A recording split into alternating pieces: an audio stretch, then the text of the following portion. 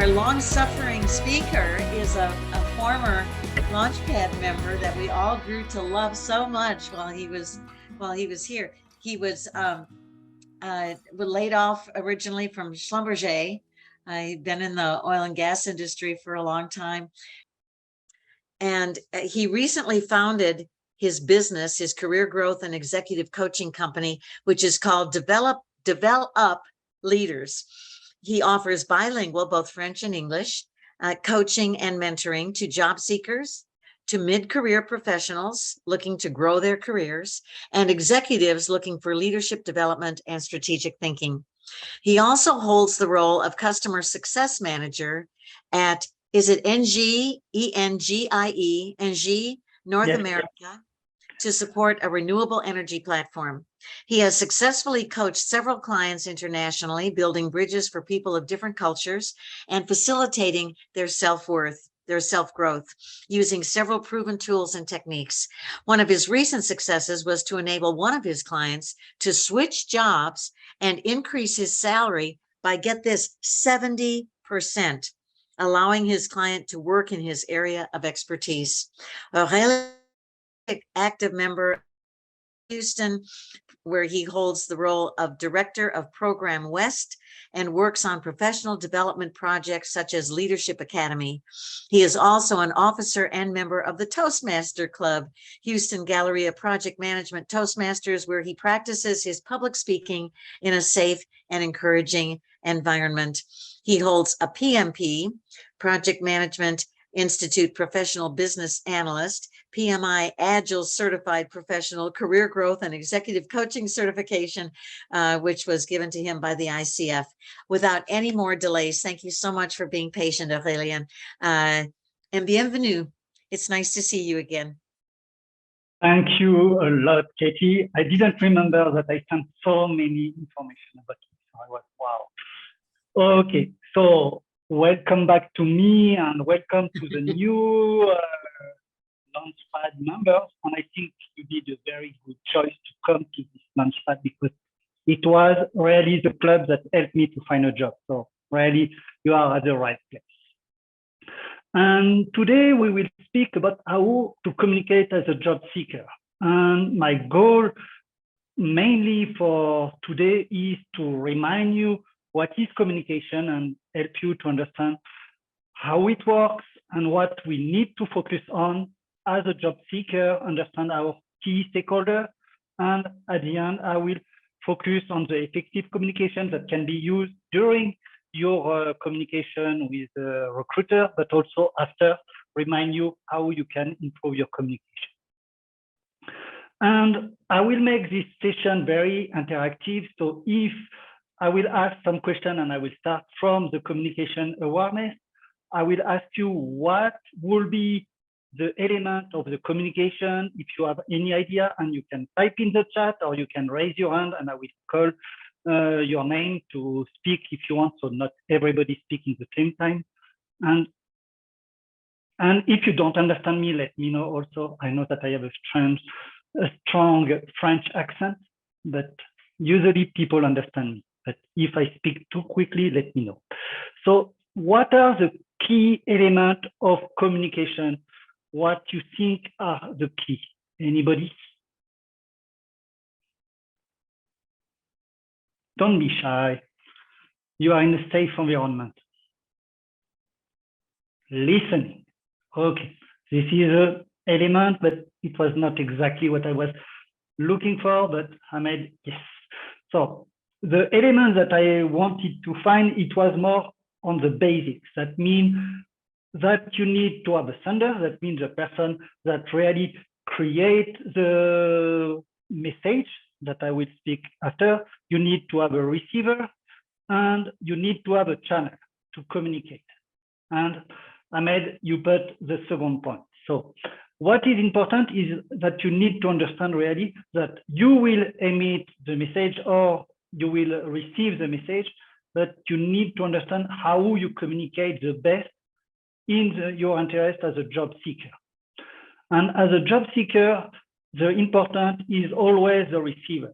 That means when you are looking for a job, you are not the job seeker. You need to think as the recruiter on how you want the information to be formatted, to be received in the easiest way. So usually what we have is this type of message. The sender creates a message, it's transit by a channel. The channel can be an email, it can be an interview, it can be an informal discussion on LinkedIn, it can be a person that you meet at the club like this, it can be a way of presenting, and the message go to the receiver. Sometimes we send messages that are not willing. Like I arrive to meeting, I'm not dressed professionally, and I meet my future recruiter. I need to present myself always in the way that I want to be recruitable. So always think, can I meet the person that will help me to find my job, and how I present myself? My elevator speech will always be very important. So prepare this. It's one of the elements that you need. But we have also disruptor to communication. Anybody know any disruptor to communication elements that can prevent us from being able to communicate in the best way? Noise, very good. It's my first one actually. The noise, the environment. Let's imagine I'm doing this presentation and I have people that pass by my window and I get distracted. Just wanted to make sure. Okay. Yeah, you will have environment like a bad connection. I classified it as a technological one, and it's one that will come later. You can have environment that can be, I am in my room right now and my back is pretty white. If you have a lot of presentation or things that are a mess, you are in your kitchen and you see a lot of things in the back and you do a presentation, it distracts the people. So you need to make your environment very sleek and be able to make it very professional, because you don't want people to be distracted from the message that you want to do. You have also the language. It can be the problem of accent that I may have right now. It can be the foreign language. If I speak in French to you, and most of you, I suppose, speak only English, you don't understand me. But there is also something that we forget most of the time, is the different linguistics that we may have. Let's imagine here I put two executives, but if I put a technical person, he will think more operational. He will be more technical and more in the details. It will have some issues in the communication because he will be more in detail, speaking a lot about what is the problem on the operation, and the person that is a receiver that I represent here is more an executive that thinks more like visionary, like strategic thinking. He wants something that is short and just the right information to take his decision. So when we communicate as a technical person to a person that is more senior, we need to think how the message needs to be passed to this specific person. And as a technical person, you need to tell, I need to reduce my length of sentence, adapt to the person that will receive my message correctly. And I want also to take an example that happens every day for me. I receive on LinkedIn a message that is more than 10 lines. On my message, I never read this LinkedIn message that are more than 10 lines. I don't have the time to read that many lines. So if you communicate on LinkedIn, for example, try to put an introduction that is very short, few lines, perhaps 1, 2 lines, just to connect with the person. The important is to connect with the person first. Then after, you try to initiate a call where you will develop more the information. Don't put all the information in one message, because it will be ignored because too much information, and the person is not connected most of the time to you when you receive the first few messages. When you have more connection, you can start to write perhaps longer message, but adapt to your audience. And other elements that were already spoke about, also the nonverbal body posture, it's exactly very important element. As I tell here, I put also my screen to see my face, the top of my shoulder. I'm not like this, like you see just the top of my head, or like this, where you don't see really anything, really center in the things and in the screen, and make sure that you have enough space also to see your gesture if you speak a lot with the hands. Avoid to have too much, and also I'm Italian, also of origin, so I speak a lot with the hands. There is one element also that I want to remind you that could be very important that you think about is think about the filler words. We have a lot of filler words that we are doing. And what is a filler word? Is just a word that is useless to your communication. Like me being a French, at the end of my sentence, usually I do because it's like this, we are doing this, it's useless. As an English person, you will have the word like so, you know, avoid the you know, because it makes you look like you are weak, or things like this. Use stronger words and make sure that you don't use repetitive words like and so and things like this. And if you want a good advice to avoid to have this filler word, please join the Toastmaster that is just after this meeting, if I'm not wrong. It is very, very, very important to remove your filler word. Your communication will be really better. And the last one is support and technology. You need to make sure that your camera works well, your internet works well.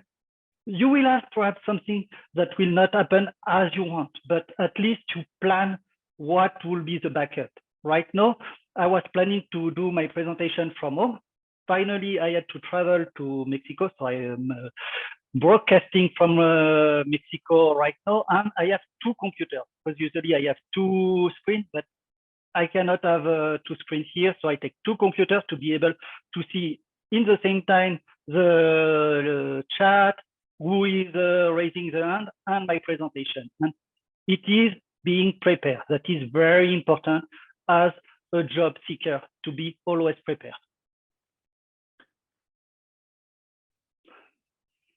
The job seeker communication strategy. And I would like now to cover who are your stakeholders, who are the different interests for each of these one. The technical team. This is a team that will be really interested more in the detail, that will be focused on the operation, that will work really in understanding your technical skills. You don't need as executive to be very senior manager or project manager to be very specific in the technical, but you need to understand what they are talking about and translate your language of project manager and discussion with your higher managers to the technical team. So it's important to be able to understand these things that are the technical terms. And when I cover this, you need also to see in the industry that you are going. For example, when I was in Schlumberger, that is an oil and gas company, I was looking for a lot of companies. I was looking in IT because I was mainly IT, and I was looking for the renewable companies that I was hired, for example. The language that is used in these different areas was not the same. And I had to learn a little when I was interviewing to understand what was their challenge, what was their interest, and how I can adapt to this. So when you are looking for a job opportunity, don't look just at the job opportunity, what you have in common, but look at what are the gaps and how you can fill this gap to adjust and understand well your key stakeholder. After, you have the HR recruiter. This one, most of the time, is a person that don't really know much about the technical data, and they don't know so much about the job. They are here to more filter you out because they receive a lot of resume, a lot of candidature. They don't know which one is good or not. And to pass these people, you need to read the job offer and identify your key word.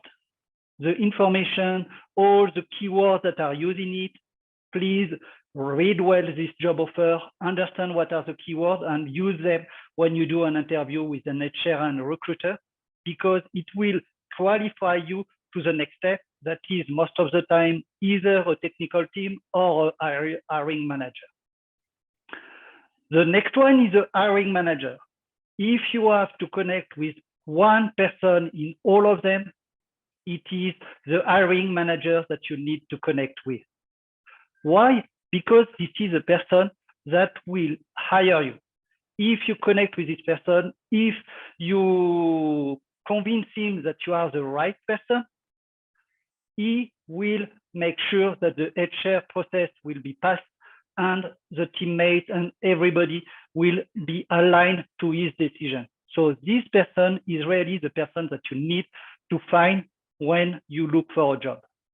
Look to connect with people in the company. Try to find who is this person and try to connect as soon as possible with this person and make a connection. Not mandatorily going directly to, oh, I find this job offer, you are the hiring manager, can I speak to you? But perhaps try to connect with this person, understand his challenge, his personal connection, what you have in common with him. Try to really create a relation that will last more than just the job offer. And it's never lost. If you are hired in another company, this person still somebody that you can use in the future if you have to move from another company. So always nurture your connection. And it's not just during the job research. When it is the job research, it's usually already too late to start to do your connection. But it's better to do the connection because it ensures you to be recruit in a better way and quicker. And I tell later, you will see a statistic, 82% of the jobs are done thanks to the recommendation and the connection. If you have the connection, it helps you really to find a job.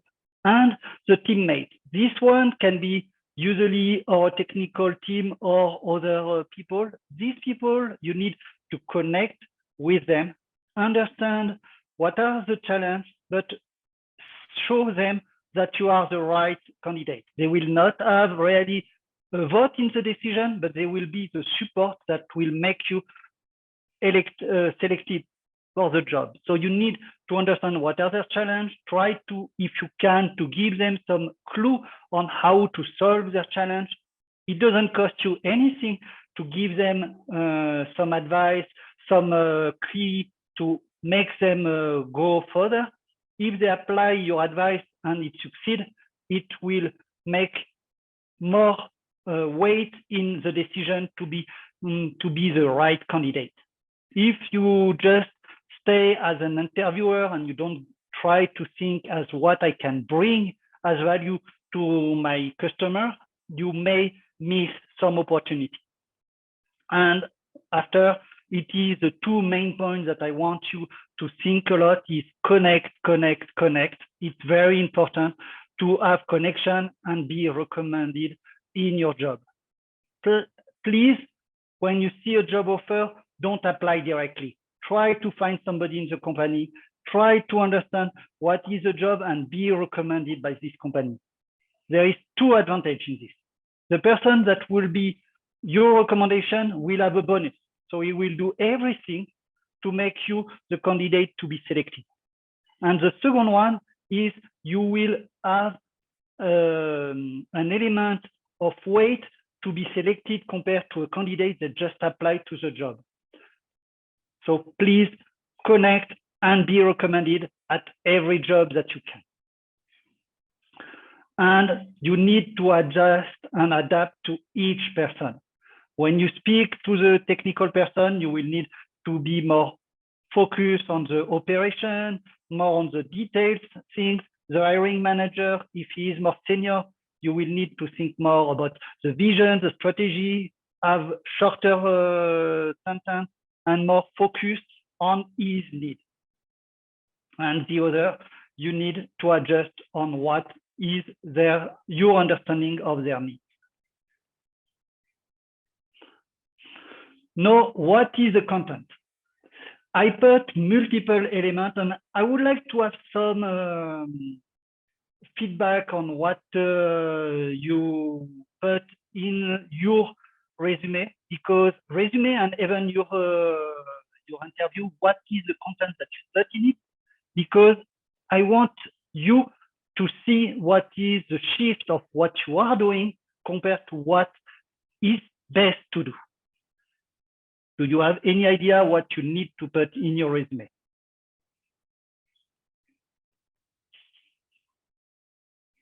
Okay, seems I have a very silent. Yes, good. Work experience. Job titles. Brand, achievement. Okay, I see people that are matrix. Whoa, we have good. They were well trained, Katie. I'm proud of you. So, first element is what is your unique value proposition. That means try to identify who you are, what is the difference that makes you. And I heard this morning multiple people that didn't know yet what they want to do, and probably they need to do something like career alignment. And I do actually host in November something on the career Akagai, that is the alignment with your purpose in life. And it's something that you may need to do, look at what is your purpose in life and what you can bring to the world. And it can help you to find which company is the best for you. What is your unique value? And I heard also when I spoke with Shannon, because I was trying to understand what is my audience, she told me, I have a lot of people that are in a late career that have some competency but doesn't find any job. And here it's very important that you put as your unique value proposition as I know how an organization works. I work for 30 or 40 or 25 years in a company. I know how all the department works. I know what are the challenges. I know what can be the problem. I can be somebody that is a mentor, and I can mentor the people that are new, that are just coming in the company. So all this information, that your unique value proposition, you need to find all your strengths and weakness. And I think I speak, but in the third point of this, of what is the elements that are really the most valuable for the company. I read a lot the achievement, and it is very important that you build your achievement in it. And most of the time is the situation, what you did, and the result. And a small advice that I have is to put all the numbers in numbers actually. For example, if it is a million, it's 1,30,30. And why I tell you this? Because when a person reads your resume, he will have about 20 seconds maximum to spend on your resume. So he will look very quickly, and when he sees key numbers that are blocking his view in the resume, he will attach his different, it will attach to these different numbers and see, oh, this person, John Smith, did a return on investment of 1 million during this time, 2 million here. Oh, he was able to save $1,000 in this specific project. And doing this, it helps you to be different from the others that put the number in short. It is an advice after, it is always according to you, because your resume and your way of presenting is always personal. The next one is your skill and strength. You need to show what are your skill and strengths? And I don't tell your skill and strengths for all jobs. When you apply for a job, each job offer is customized. Your resume is changed. Your cover letter is changed. Your interview and stories will be different. Everything should be different. That's why I recommend to not apply to all the jobs, but focus really on the ones that you're interested the most to be sure that you are selected.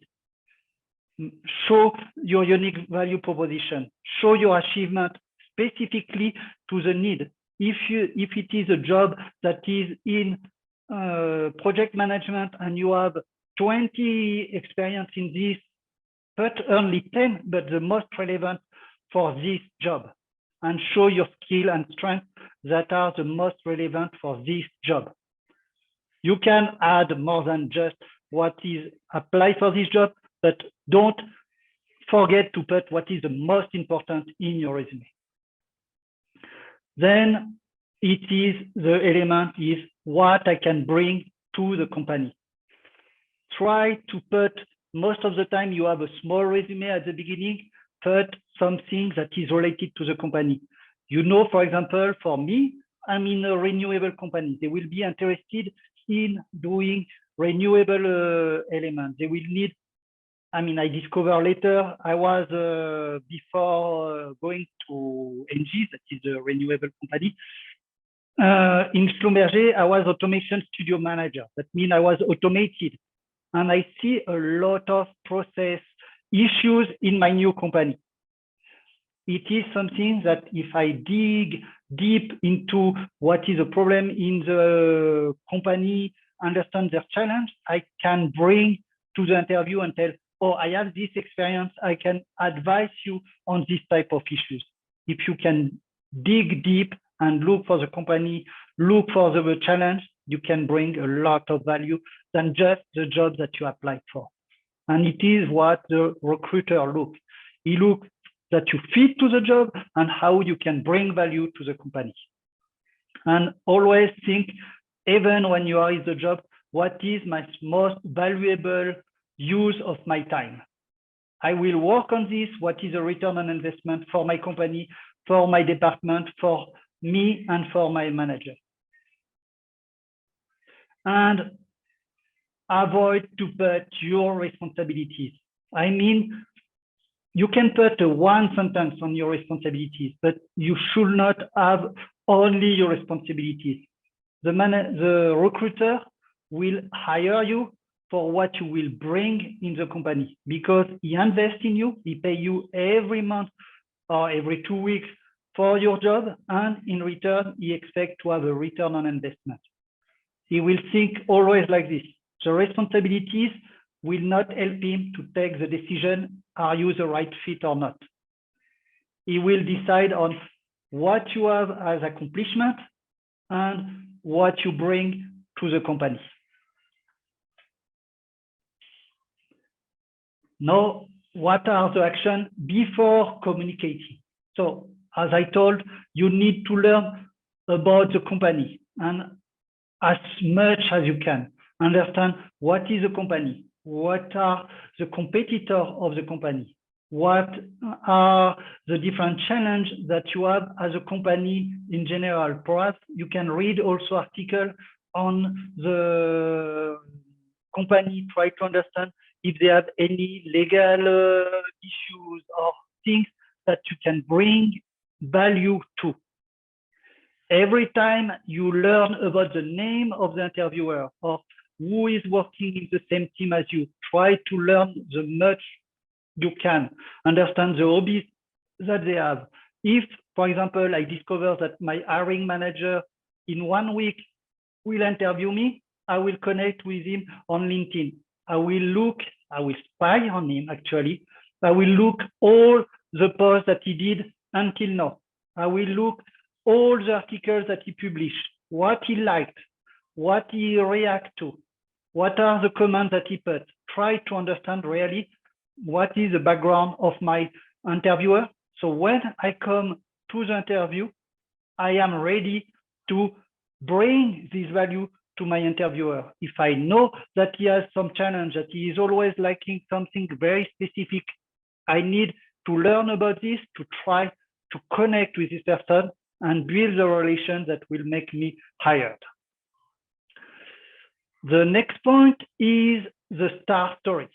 And I will recommend you to have at least 8 achievements in the star story. And if you don't know yet what is star story, is situation, task, action, result.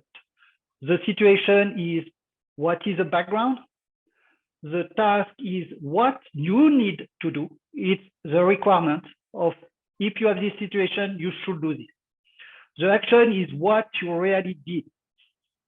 And the result is the result. And please use, as you tell, metrics to make it more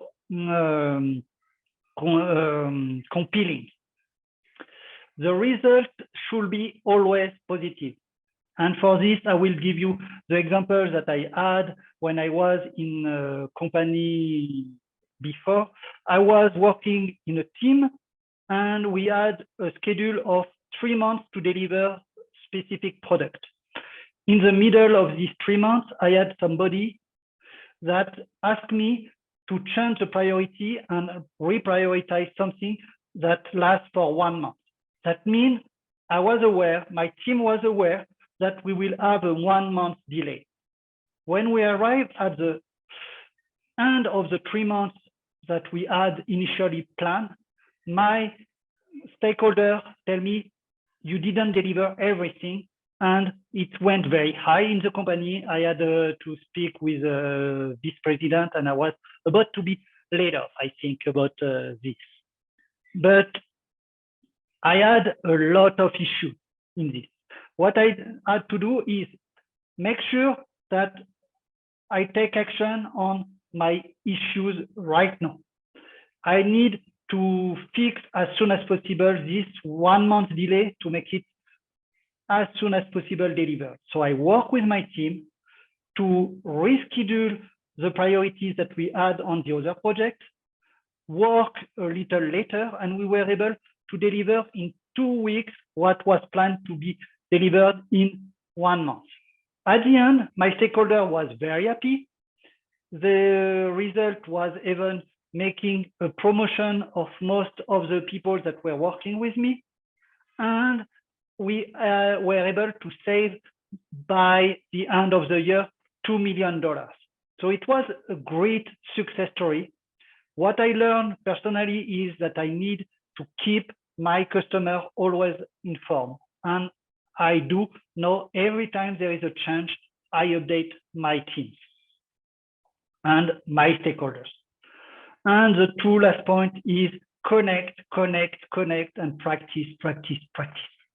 It is very important to always connect. The most important of all your journey of a job seeker is connecting with people and practice your job interviews and make your resume more compelling than it was already. Now, let's cover the effective communication. Effective communication has many points. In it, you will have to adjust your communication to the audience. And I think I already covered in detail this. Each person needs to be customized. Every time you speak with a person, you will use different stories. You will try to find the one that will be the most compelling for this specific person to make it more impactful. When you do your star, and I tell that you need 8 stories, is because when you do multiple interviews, you will see multiple people, and you need every time to compile your stories of the same element differently, but also have for the same question different stories that can be covered. So you don't have only one story where you succeed, but multiple stories where you succeed, and it shows a stronger profile. If you can focus on the minimum point, no more than 5 points. When you focus on something, the brain will not retain more than 7 elements. And most of the time between 3 and 5 is the best. So when you do an interview, focus on 3 or 5 elements that you can really nail and make it very nice. Use storytelling because the brain remembers stories.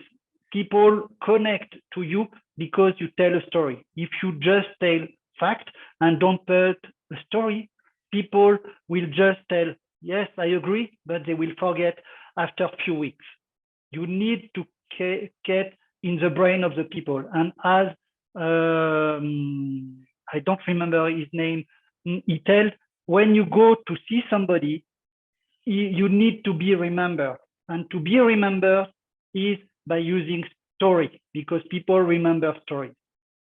Active listening. Even in an interview, you need to use active listening. When when a question is asked to you, listen it. Pause. Don't reply directly. You have the time. They will think you are a thought leader if you think before replying. You don't need to reply directly.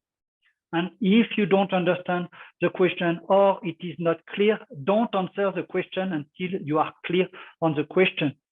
Ask more questions, ask feedback. Try to be as detailed as you can before you answered, so the example will be more impactful to your audience. And if you can, tell what you will tell your message and repeat what you have told. In an interview, most of the time, you have the time to tell what you will tell and tell your message. But after the interview, you have the opportunity to thank the person. And when you thank the person, you repeat what was told. It is a time to tell, I did this, and if you do this, it will bring value to your company. Try to bring all this information back to the memory of your recruiter, so you increase your chance to be hired. And now is the conclusion, just to recap all the things that I tell. Know your audience and adapt to this person. Prepare your story to make sure that you are ready and you have just to tell what you have done until now, all your accomplishments, all your great experience.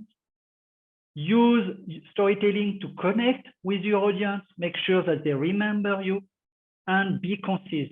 When a person asks you a question, don't try to go over 2 minutes and 30 minutes, 2 minutes and 30 seconds. And why I tell you this is, if you reply for more than 2 and 30 seconds, you start to be seen as somebody that struggles, that don't know how to justify himself. If you are less than 2 minutes and 30 seconds, the person thinks you are concise, you know what you are speaking about, and you don't try to justify yourself. So repeat, practice, it is important. And as I told, 82% of employers place referral above other options. And why? Because 45% of persons that are employed through referral stay in the company more than 4 years. And it saves a lot of money also to the company by doing so.